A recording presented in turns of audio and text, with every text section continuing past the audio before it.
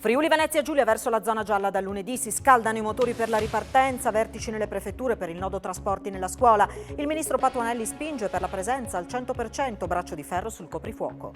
Un'accelerazione sui regolamenti attuativi di sviluppo impresa e l'istituzione di un fondo di rotazione per il turismo che il ministro Garavaglia prenderà ad esempio, è la cura della regione. Dalla zona gialla non si torna indietro, un'estate a colori sarebbe devastante per il turismo, così il vicepresidente di Confcommercio Udine Tollon. Quest'anno difficile, dice, ci ha fatto scoprire visitatori nuovi e crescere in qualità. Violentarono una quindicenne in spiaggia a Lignano la notte di Ferragosto dell'anno scorso. Adesso per uno dei due minorenni imputati è arrivata la sentenza di condanna. Durante la manutenzione effettuata in spiaggia, sull'arenile di Grado è stata rinvenuta una lunga e antica tavola di legno. Dai primi studi pare si tratti dei resti di un'imbarcazione di epoca romana.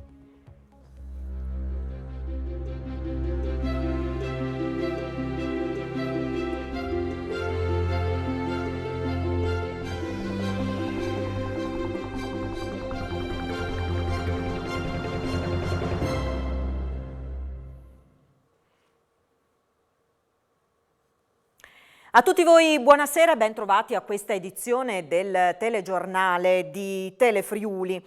C'è attesa per il nuovo decreto Covid che sarà varato dal Consiglio dei Ministri con le regole per la ripartenza fissata per il 26 aprile. Intanto anche in Friuli Venezia Giulia si scaldano i motori, un appuntamento, quello del 26, a quale la nostra regione si presenterà in zona gialla. C'è stato braccio di ferro sul coprifuoco e poi ancora il tema della scuola in presenza con le regioni che la spuntano sul governo, ma c'è il nostro ministro Patuanelli che punta al 100%. Vediamo. Il governo al momento non molla sul coprifuoco alle 22, mentre cede alle richieste delle regioni sul ritorno a scuola in presenza. Si parte lunedì al 60%. Le regole della ripartenza, che non saranno all'insegna del liberi tutti, saranno scritte nel nuovo decreto legge Covid che sarà varato dal Consiglio dei Ministri. Sarà in vigore dal 26 aprile al 31 luglio. Da lunedì torneranno le zone gialle, fascia nella quale pare ormai scontato finisca anche il Friuli Venezia Giulia. Riprenderanno le lezioni in presenza in una percentuale maggiore all'attuale, ma non al 100% come avrebbe voluto il premier Mario Draghi. Sul tema del coprifuoco, il presidente del Friuli Venezia Giulia e della Conferenza delle Regioni Massimiliano Fedriga parla di interlocuzione con il governo. Resta la proposta, assolutamente responsabile, dice Fedriga, di posticiparne l'inizio alle 23, così da consentire alle attività economiche di avere un minimo di respiro. Il ministro per gli affari regionali Maria Stella Gelmini fa sapere che l'orario delle 22 è stato definito ascoltando il CTS. Il governo, aggiunge però, è fiducioso che i comportamenti corretti porteranno a passare dalle 22 alle 23, poi a mezzanotte, fino a quando il coprifuoco spererà, ma al momento nessun cronoprogramma. Le regioni puntano anche ad anticipare la riapertura dei locali al chiuso rispetto alla data fissata del 1 giugno, possibilmente già da metà maggio, almeno a pranzo. La bozza del decreto prevede da lunedì la riapertura dei ristoranti la sera solo in zona gialla e solo nei tavoli esterni.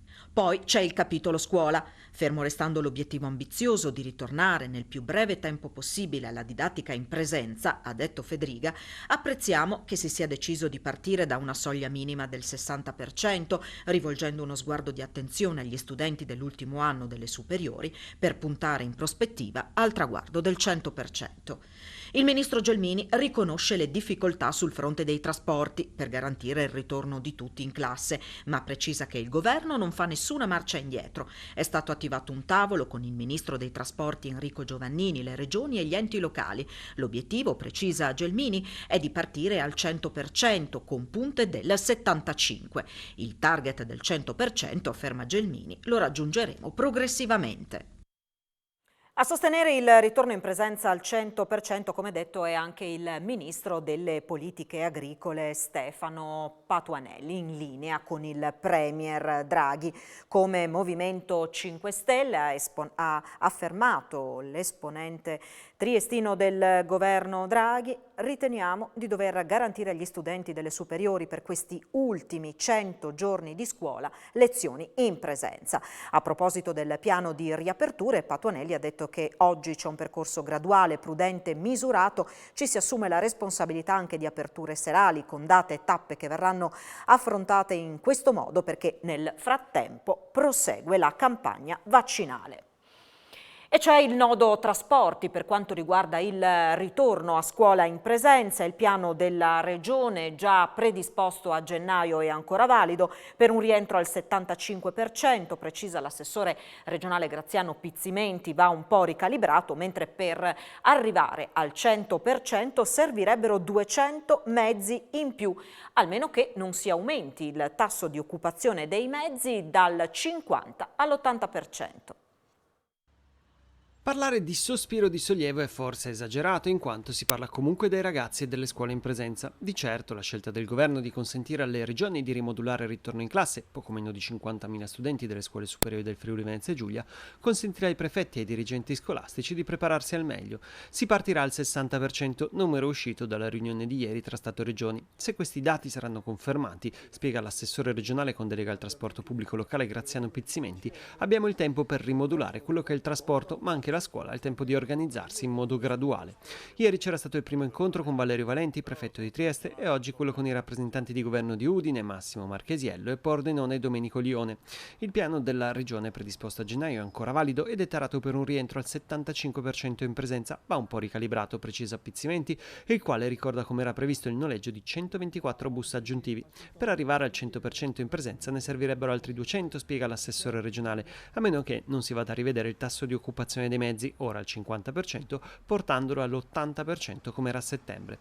Verosimilmente quindi dal 26 aprile in classe tornerà il 60% degli studenti delle superiori e la settimana successiva il 75%, poi molto dipenderà dai dati dei contagi, anche se i primi di giugno, al netto di possibili prolungamenti, si chiuderà l'anno scolastico e dunque sarà un tema per settembre. La spesa da gennaio a giugno 2020 era stata calcolata in 6 milioni di euro, ma chiaramente dopo il passo indietro del governo che aveva aperto e poi richiuso le scuole tra febbraio e marzo, consentendo uno stop ai mezzi aggiuntivi, alla fine il conto sarà minore.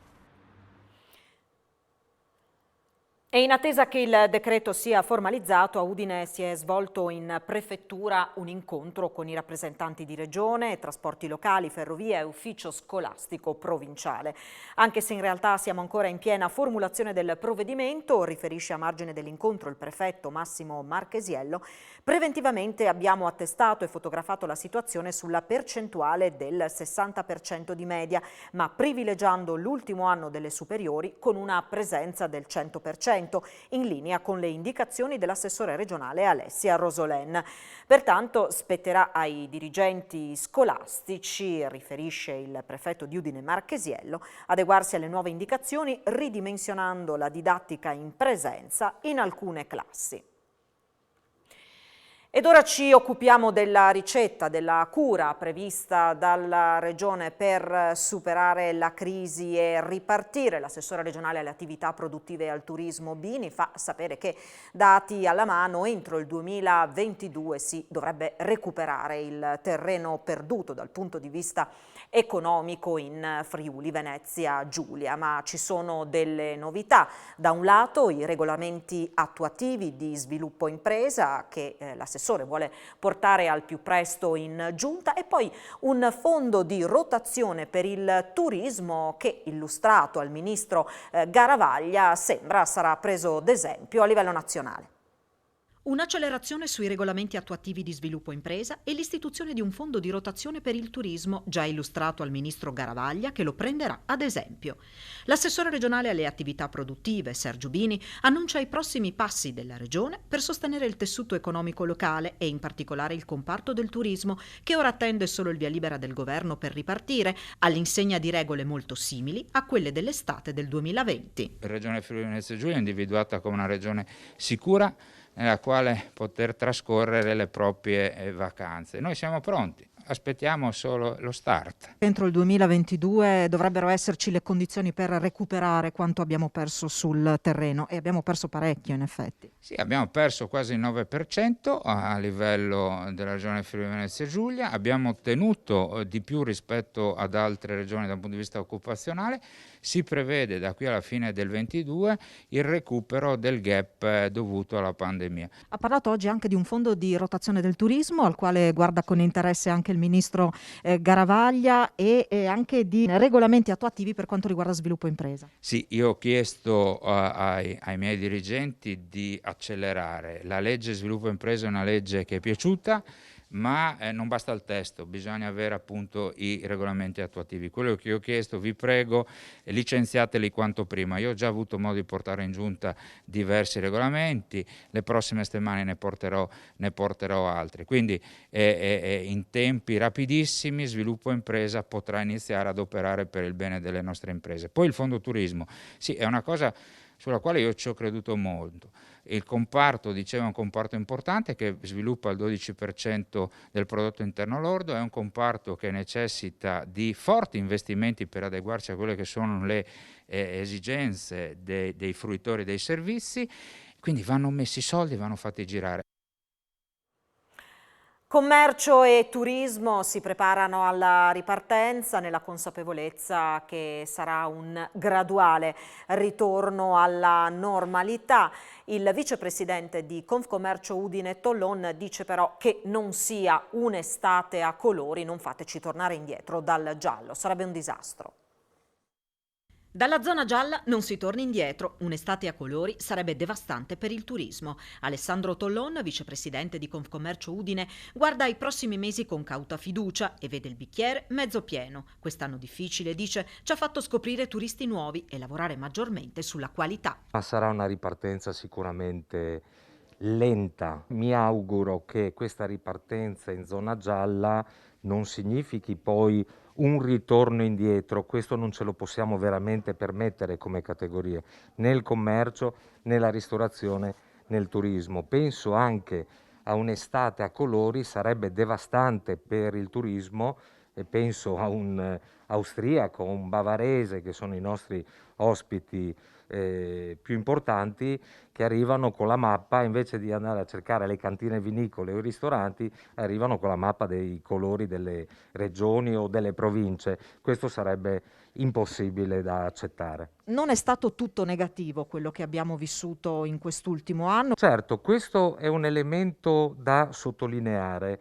l'importanza di aver fatto riscoprire il nostro territorio soprattutto ai friulani stessi, ma anche ai nostri amici del Veneto, della Lombardia, dell'Emilia Romagna, che sono venuti a fare turismo qua. Io ritengo che si debba uscire da questa esperienza molto molto funesta con pensando alla qualità, ad alzare la qualità, perché può pagare.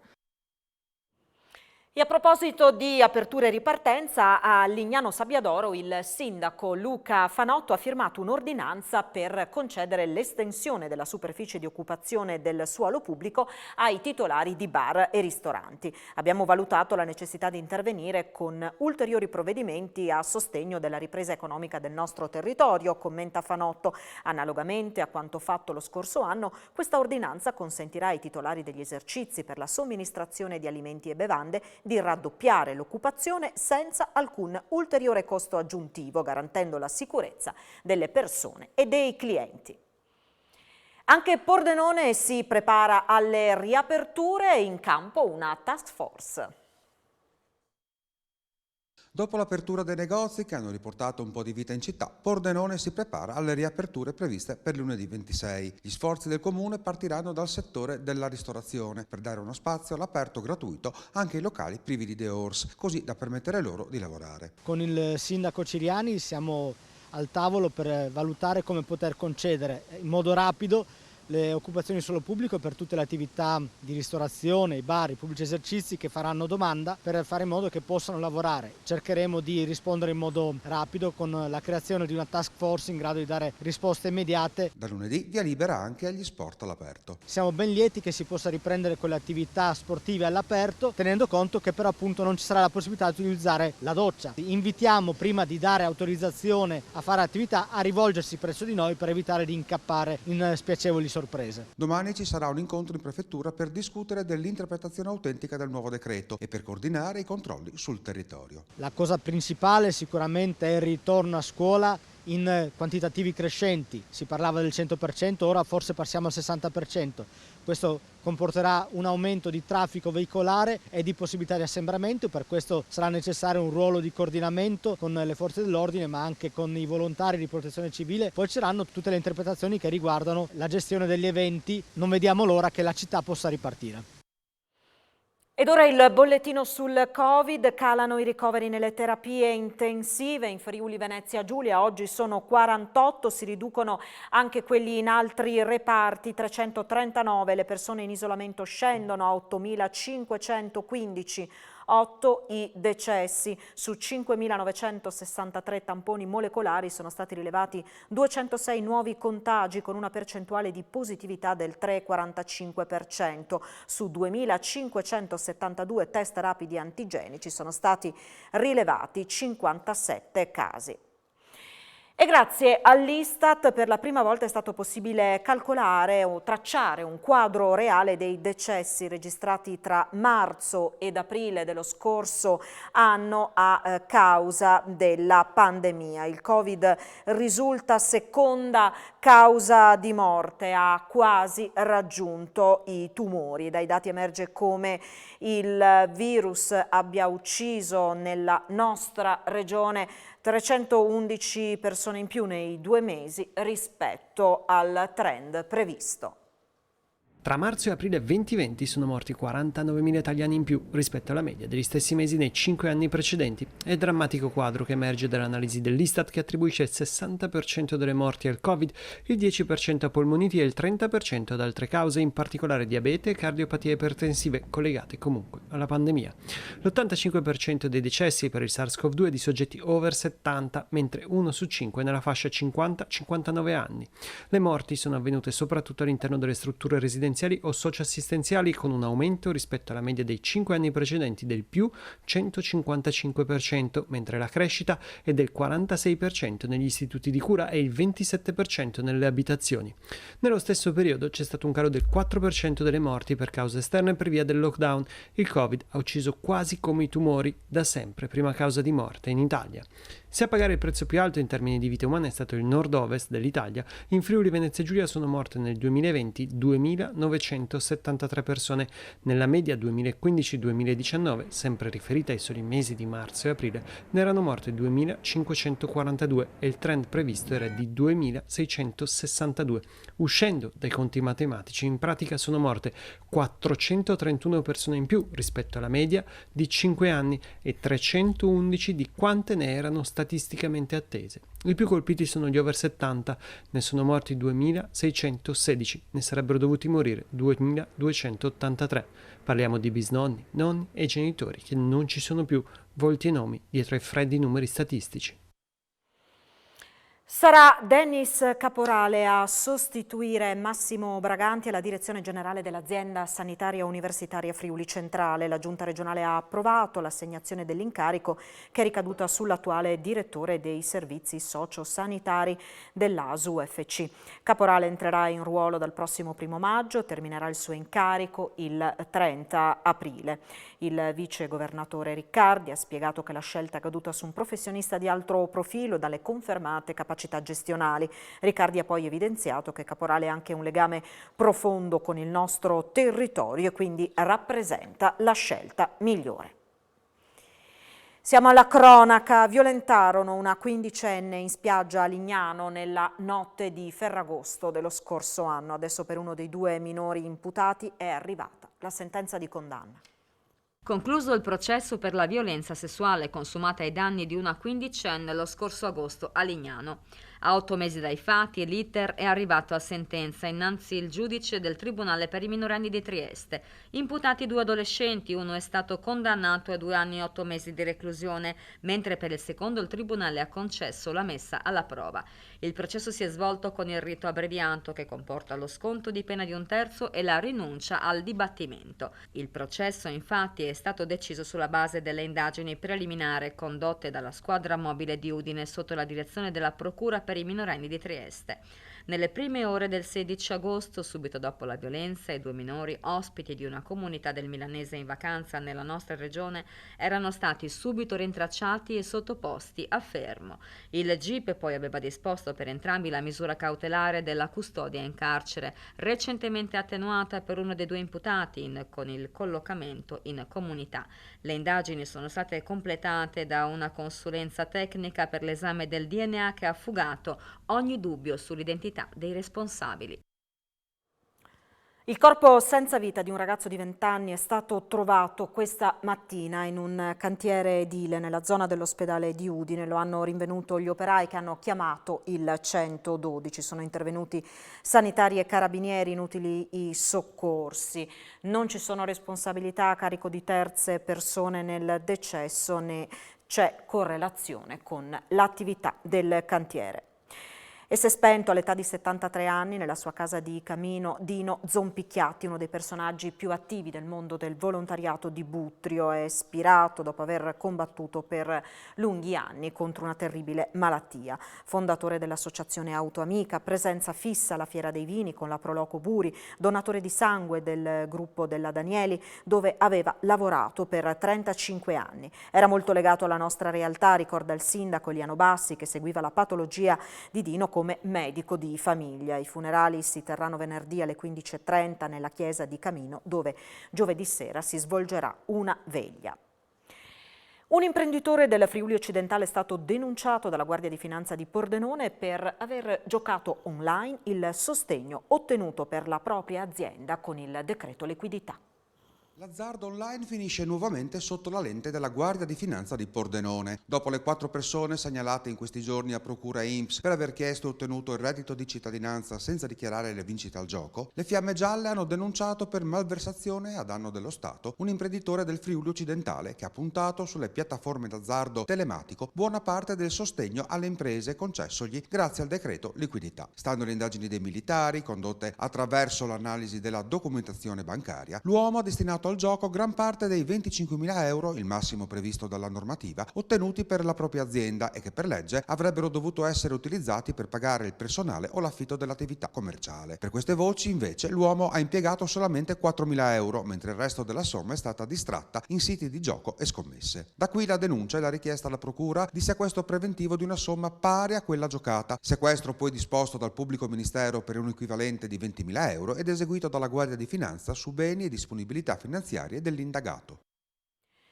Una ragazza di 20 anni, cittadina romena, è stata arrestata dai carabinieri di Pordenone per aver rubato prodotti cosmetici per un valore di circa 600 euro all'interno del supermercato Interspar nel capoluogo del Friuli Occidentale. Sono in corso le indagini per capire se abbia compiuto altri furti del genere.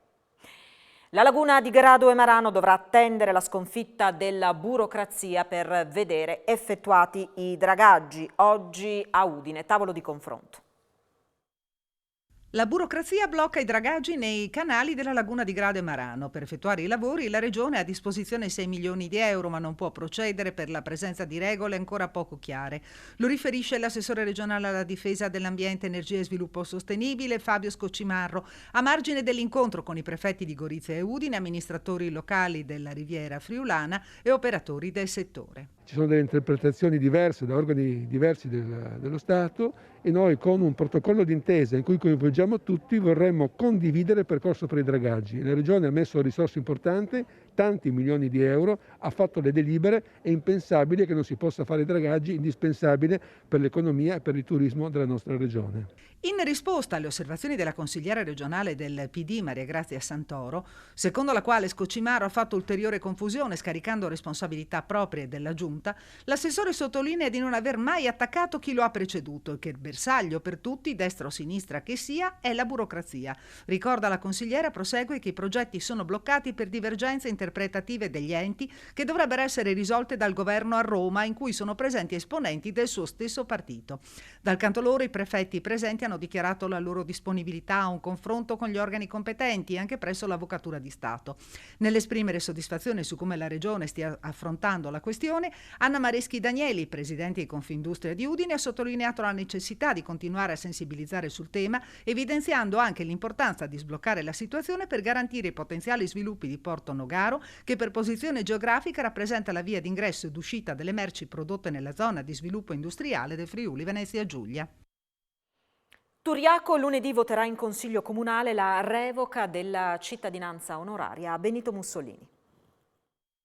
Dopo 97 anni il comune di Turiaco revocherà la cittadinanza onoraria conferita il 16 maggio del 1924 a Benito Mussolini. La proposta di delibera sarà votata lunedì 26 aprile, il giorno dopo la festa della liberazione, e dovrebbe trovare ampio consenso tra i banchi del Consiglio Comunale. Nel documento, come spiegato dal sindaco Enrico Bullian, è stata preparata una ricostruzione sintetica dei principali crimini contro l'umanità del duce e del regime fascista. Mentre stavamo svolgendo altre ricerche abbiamo trovato l'atto ufficiale di concessione nell'archivio comunale qualche settimana fa, spiega l'amministratore su Facebook, quindi abbiamo predisposto una proposta di delibera per il primo consiglio comunale utile. Nell'intenzione la proposta è asciutta e senza alcun riferimento che possa essere interpretato come di parte, salvo la marcata presa di distanza dalla dittatura fascista. Per il primo cittadino si tratta di un atto necessario e dovuto, in quanto il capo del fascismo è ritenuto responsabile diretto anche delle atroci conseguenze subite dagli stessi cittadini di Turiaco. I resti di un'imbarcazione di epoca romana o alto medievale sono stati rinvenuti sulla spiaggia di Grado. Un'antica asse di legno di età romana o alto medievale è stata rinvenuta nei giorni scorsi a Grado. La singolare scoperta lungo l'arenile della spiaggia dell'Isola del Sole durante la manutenzione svolta dal personale della GIT. Si tratta di una tavola lignea lunga 8 metri, larga 30 cm, con uno spessore di 8 cm. Secondo gli esperti della soprintendenza archeologica subito avvertiti del rinvenimento, si tratta di un elemento di nave. Il personale tecnico-scientifico ha già effettuato un primo trattamento del reperto.